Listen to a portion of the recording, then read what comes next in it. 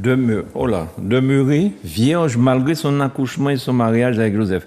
Parce que peut-être que les gens n'arrivent pas à comprendre physiquement qu'une femme qui accouche fait un enfant et on puisse dire qu'elle est vierge toujours. Ils ont du mal à admettre ça peut-être. J'ai entendu une boutade qui a été dite par un prêtre, je ne veux pas citer le nom de l'église de peur que je puisse amener le feu ici encore, qui disait que Marie, elle a accouché mais elle a perdu son hymen et que ce qui compte c'est parce qu'elle n'a jamais eu d'acte sexuel, c'est pourquoi elle est vierge. C'est encore là une innovation théologique, c'est faux.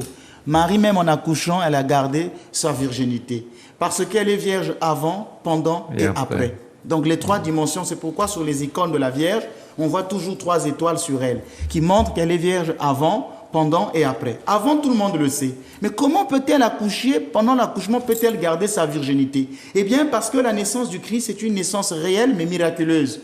De la même manière que Jésus est venu, malgré les portes fermées, parce qu'à la résurrection, les portes étaient fermées, et les disciples avaient peur. Tout à coup, on voit Jésus qui arrive et qui dit « La paix soit avec vous ». Comment est-il entré auprès des disciples alors que la porte est fermée?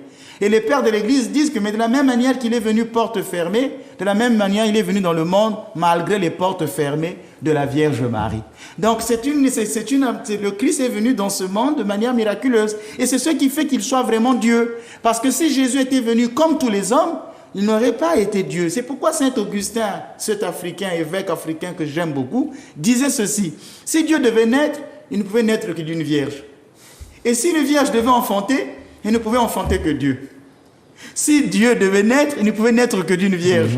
Et si une vierge devait enfanter, elle ne pouvait enfanter que Dieu. C'est pourquoi la Vierge Marie, elle est la Vierge par excellence. Pourquoi encore? Parce que dès le début de la création, Dieu a créé l'homme sous le régime de la virginité. Les hommes ne devaient pas connaître l'acte sexuel.